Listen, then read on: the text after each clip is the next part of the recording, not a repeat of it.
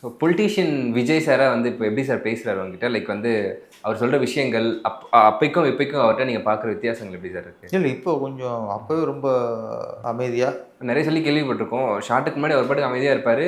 அந்த சீனுக்கும் அவர் தான் பண்ணாரான்ற மாதிரி ஒரு ஷாக் இருக்கும்.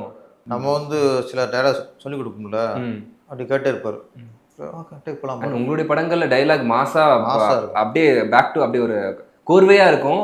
அதெல்லாம் கேட்குறப்போ அவர் அந்த ப்ராசஸ் அவர் எப்படி சார் இருப்பாரு? இவங்க சொல்லுவாங்களா, இந்த டைலாக்லாம் பேசுவாங்களா அப்படின்னு இருக்க மாதிரி கேட்டுருப்பாராம். ஆனால் அந்த ஸ்பாட் பண்ணிட்டாருன்னா என்னப்பா எப்படி பண்ணிட்டாருன்ற மாதிரி இருக்கும். ஆக்ஷன்னா வேற ஒரு அவதாரம் வந்துடும்.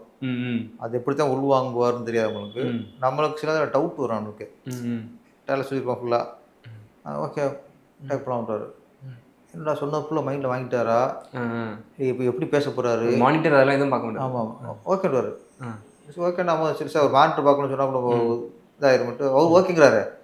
நம்ம ஒரு மானிட்டர் சரி நம்ம அரை மனசுலேயே ஓகே ஷார்ட் கேமரா ஆக்ஷன் தான் நம்ம நினச்சதை விட பல மடங்கு சரியாக வரும்.